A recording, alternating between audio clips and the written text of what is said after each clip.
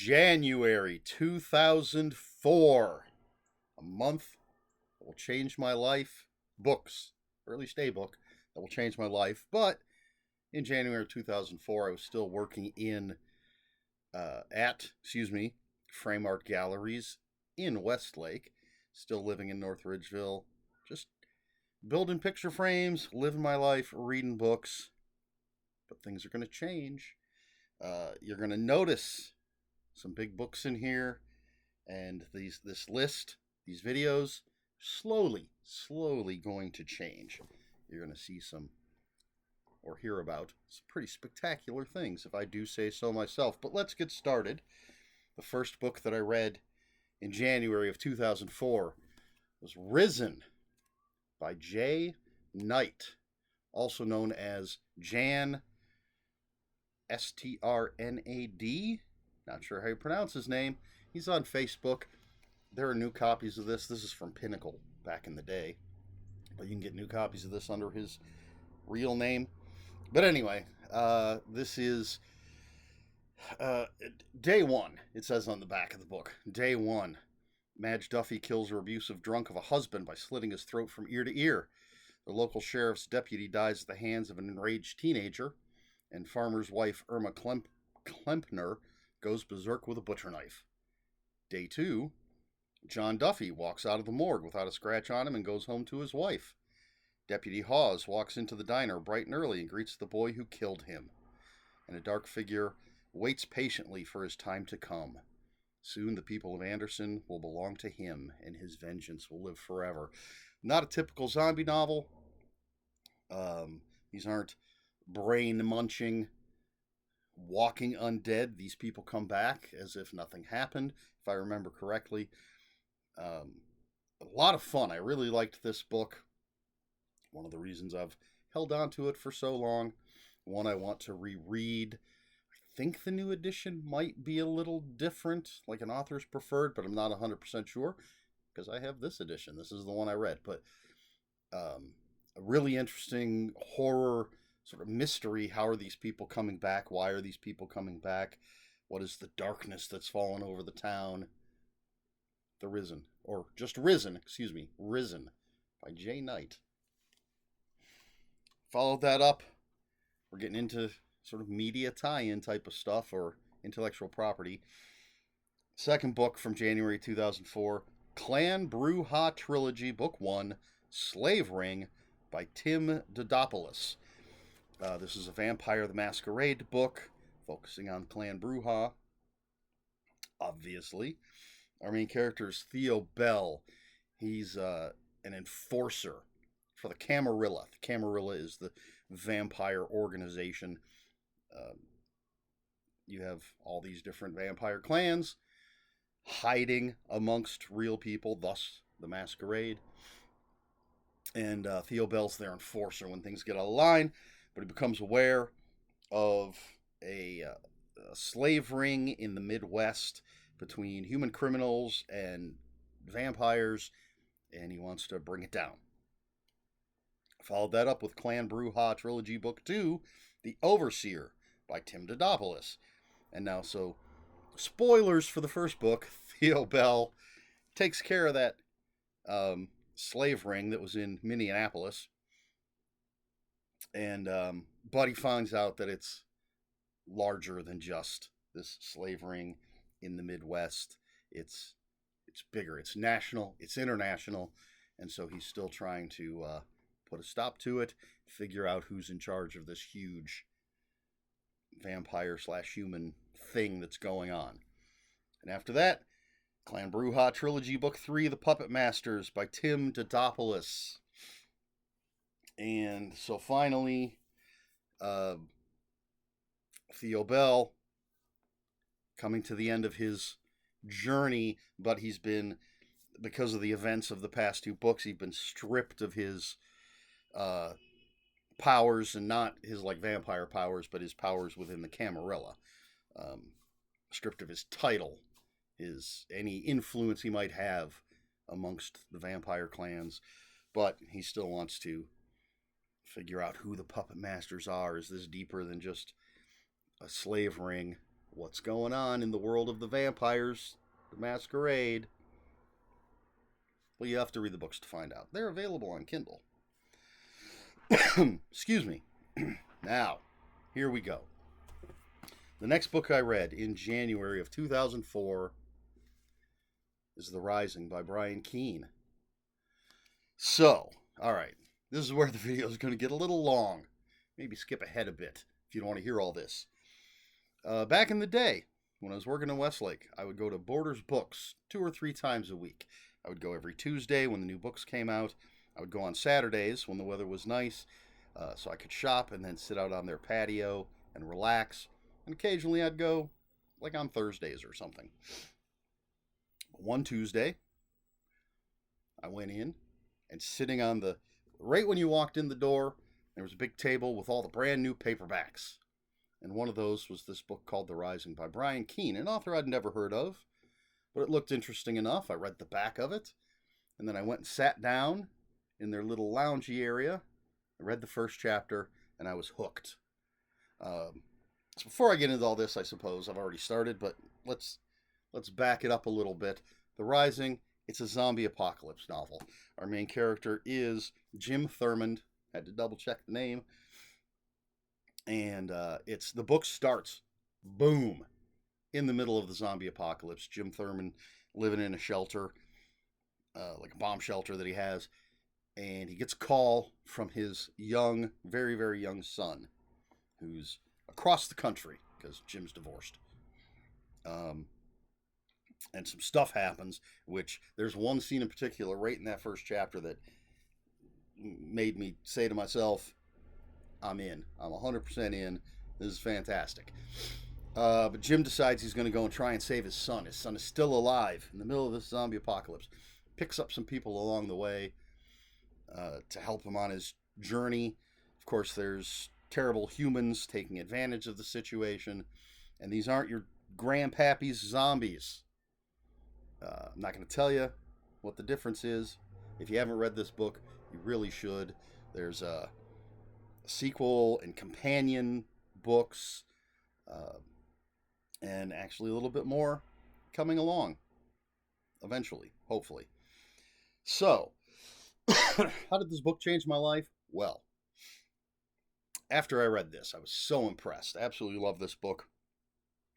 Went online on my shitty old computer that took 20 minutes to boot up and everything, and went to Brian Keene's website. Clicked on the shop button or store button, whatever it was, and it listed his books that were available. You click on those and it would take you to this place called Horror Mall.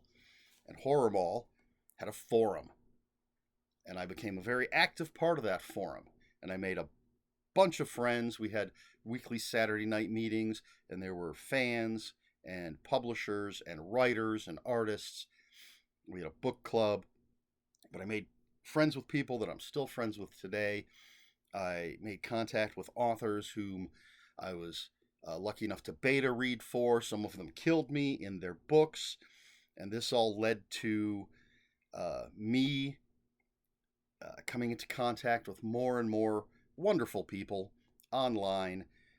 It, I think, eventually led to me being on a co-host on a couple different podcasts and writing for a very short-lived horror magazine, and basically leading me to where I am today. But without going to Brian Keene's website, finding the Horror Mall. It may have happened eventually, but it happened in January of 2004. Meeting all these people, making relationships, becoming part of the horror family. Well, that all leads back to The Rising by Brian Keene. But after that, I didn't know that's what was going to happen when I read the book. Who knew? So I just moved on with my life, and next I read The Codex by Douglas Preston, of course, of Preston and Child. But The Codex, solo novel by old Douglas Preston, and Maxwell Broadbent, excuse me, has left a video, pardon me, has left a video message for his 3 sons. He was a treasure hunter, and he has like $500 million in treasures. but he's sort of disappeared along with everything else, all his treasures. But he's left a video message for his three sons saying, "Hey, I'm in a tomb with all the treasures. Have a treasure hunt. See if you can find me." And there's also a codex that could cure cancer and a bunch of other stuff. So his three sons go on an adventure, but there's also other people. People find out about it, other people looking for him. So just a rip-roaring adventure from Douglas Preston. After that, we have The Lost by Jack Ketchum. This is the first Jack Ketchum I ever read. He was an author whose name kept popping up in the forums and things. Again, there's so many authors that I did get to meet Jack Ketchum, but I didn't make a connection with him like I did with so many others. But he is one of those authors whom I had never heard of before joining this forum, where people are just discussing horror all the time. But The Lost by Jack Ketchum starts in 1965. You have Tim, Jennifer, and Ray. They're out camping, and Ray, spoilers, is a sociopath. Something happens. We jump to 4 years later. Ray's never been caught for that something that happened, but there's a cop that is after him for what he did. It's, I think, supposed to be based on or inspired by true events. And the one thing I remember is that Ray would put crushed soda cans in his shoes to cause him pain for some reason. Don't remember the details. As I said, this was the first Jack Ketchum I read, and I was not impressed, but considering how my feelings changed about other books that I've read and not liked and then read again and thought they were fantastic, I definitely have to go back to this and read it again and see if maybe I was just in the wrong mood, or it wasn't what I expected. So I didn't get into it, but we'll see, because I know a lot of people absolutely love this book. But that's The Lost by Jack Ketchum. And then I followed that up with City Infernal by Edward Lee, my first Edward Lee book. This is the point where I was just buying up almost all of the leisure horror books that I could find. They put out 2 horror books a month, and most likely I was going to grab them, no matter who they were, except for a few. There were a few authors I wasn't necessarily a fan of, and so I'd skip their books. But anything else, I was just grabbing up all the leisure books I could at the time. And so the same day that I bought The Rising, I was looking for more new stuff to read, and this caught my eye. And this eventually led me to Wrath James White, although he did eventually have a leisure book, so I would have gotten that anyway. But there's a link between this and me discovering Wrath James White. But anyway, City Infernal. Hell is a city. It's not burning pits of fire, although there are probably some of those around. But it's a giant hellscape city. Think, for those in the know, think Coruscant from Star Wars, but hell. And so our main character is Cassie, and her sister has committed suicide. And so Cassie finds a way to literally go to hell to try to rescue her sister.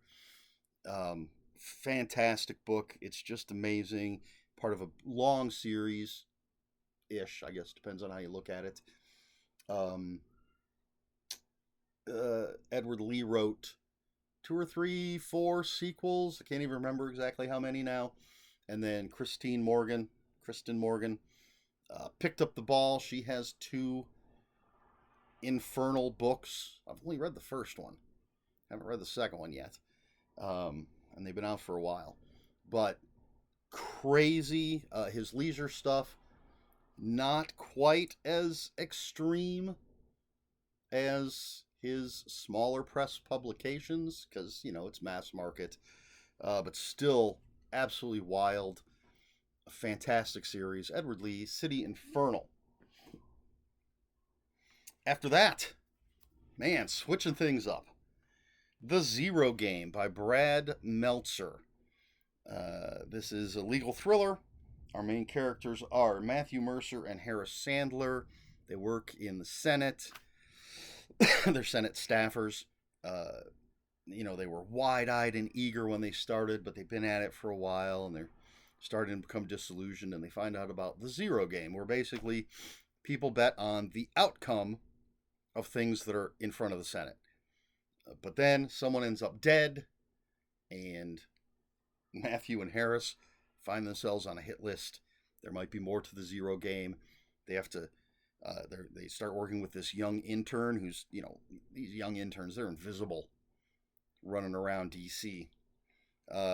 So they're working with him to try to figure out what the hell's going on, trying to stay alive. Excuse me. A pretty decent Brad Meltzer thriller before he started going down the Da Vinci Code route. The Zero Game by Brad Meltzer. Pardon me, I'm terribly sorry about all the coughing. It's just the way I'm feeling today. The penultimate book in January of 2004, Haunting the Dead, edited by Philip Buell. However you say his name. This is a book that contains 4 novellas set in the world of Orpheus from White Wolf Publishing, who does Vampire the Masquerade and all those other games, the World of Darkness stuff. In Orpheus, there's a group called the Orpheus Group, and they can not only speak to the dead, but some of their agents have the ability to sort of astral project into the realm of the dead, and they're a group that helps people with hauntings and things. And this has 4 novellas set in that world by Stephen Petruka, Seth Lindberg, Alan Rausch, and Rick Chillo. I don't know how you pronounce his last name. It was a very, very limited game, I guess, when it was created. They knew they were just going to make the main manual for the game and then I think 5 supplements, and that was it. That was all you were going to have. It was sort of a closed role-playing game with some supplemental fictional material. And I could not find this on Amazon. I could not find it on Goodreads. I had to Google it and go to the White Wolf Publishing wiki to see what the hell it was, because I didn't remember. I figured it was a World of Dark or a White Wolf Publishing book just because of the editor. But anyway, that's Haunting the Dead, edited by Philip Buell. And then finally we have Shadows Over Baker Street, edited by Michael Reeves and John Pellin. John Pellin being co-author of Edward Lee on some stuff. So this is, as it says on the cover, Sherlock Holmes enters the nightmare world of H.P. Lovecraft. I'm just going to read you the list of authors that are in this book because it is fantastic. So we have, if I can get to the pages, there we go. Neil Gaiman, Elizabeth Bear, Steve Perry, Stephen Elliott Altman, James Lauder, Brian Stableford, Poppy Z. Bright and David Ferguson, Barbara Hambly, John Pellin, got to turn the page, Paul Finch, Tim Leben, Michael Reeves, Caitlin R. Kiernan, John P. Vorlis, Richard A. Lupoff, F. Gwynplaine McIntyre, David Niall Wilson and Patricia Lee McComber, and Simon Clark. I mean, that's a great list of authors. So it is what it says on the front. Sherlock Holmes, involved in mysteries that are all steeped in the lore of H.P. Lovecraft. The Neil Gaiman is A Study in Emerald. It's been made into a board game, which has had 3 editions now, I think. And the cover is by John Jude Palancar. I've talked about him before. I actually had found out that he was from Oberlin, Ohio, and I looked in the phone book, and there he was. I called him up. We ended up talking for about half an hour or so. Very, very nice guy. Did a bunch of H.P. Lovecraft covers, Stephen King covers, Tanya Huff, Sharon Shin, all sorts of stuff that I've read. Plenty of stuff I haven't read. But Shadows Over Baker Street is a fantastic um, anthology for lovers of Sherlock Holmes and or H.P. Lovecraft. And that's the last book that I read in January of 2004. Just a pretty interesting, I think, wide variety. Maybe not so wide, a lot of horror, but there's some thrillers in there. Um, excuse me. And as I said, uh, reading The Rising is the starting point of a trail that leads me to where I am today. So, the question for this video is, do you recall the first time you read your favorite author? Or one of your favorite authors. I'm not going to say Brian Keene's my favorite. Absolutely one of my favorites. Got to be top 5. So do you remember the circumstances? Do you remember what the book was? Or do you have to look back and think about it? You know, you can say, this is my favorite author, but I got to think about when I first read them. You might remember the first book, but do you remember the circumstances that led to you reading that book? Kind of an odd question, I know, but as usual, I didn't think ahead. So that's the question I'm asking. And, well, I've already told you the story about Brian Keene. Joe Lansdale, one of my top 3. Turns out I was reading his stuff without even knowing it because he was writing in Twilight Zone magazine, and I wasn't really paying attention to who the authors were in Twilight Zone magazine. And then I just was at the library one day, came across this interesting looking book called Mucho Mojo by Joe Lansdale, which happens to be the second in the Hap and Leonard books. And I got out of the library, read it, absolutely fell in love, started buying everything that I could from Joe Lansdale, and reading his short story collections, recognized some of the stories from Twilight Zone magazine. For a long time, my favorite pair of authors, excuse me, was John Skip and Craig Spector. And again, I was reading their stuff, not knowing it, because they had stuff in Twilight Zone magazine. But when I was in the Air Force, out in California, on patrol one day with one of my fellow Air Forcians, we were talking about books. They asked if I've ever read this book called The Light at the End by John Skip and Craig Spector. I hadn't. I went and picked up a copy. Absolutely fell in love. Bought everything they had at the time, which was just The Light at the End and the novelization of Fright Night. But Light at the End was my favorite horror novel for the longest time. Absolutely love those guys, but all because someone I worked with recommended it. Same thing with Robert R. McCammon. Possibly even the same person. Recommended Stinger. So I picked up Stinger, read it, loved it, grabbed everything I could find by Robert R. McCammon. So, yeah, I do, despite my failing memory as I age, I do still recall finding some of my favorite authors. The Wrath James White thing I mentioned, after reading City Infernal, I went to Half Price Books looking for more Edward Lee stuff and found The Teratologist, which was written by Edward Lee, and this guy named Wrath James White. Loved that book, and so started looking for Wrath James White stuff. And I believe Succulent Prey was the first thing that I found. Read that, loved it. Been reading his stuff ever since. The Resurrectionist, the book he had published by Leisure. One of my favorite horror novels. Absolutely love that book. So, yep, my memory doesn't always fail me. But what about you? Let's hear your stories about finding, discovering, reading your favorite authors. Let me know in the comments below. If you have any comments, questions, or corrections, please put those in the comments below. Comments are open for spoilers. Just post a spoiler warning. Try to be polite here on my channel.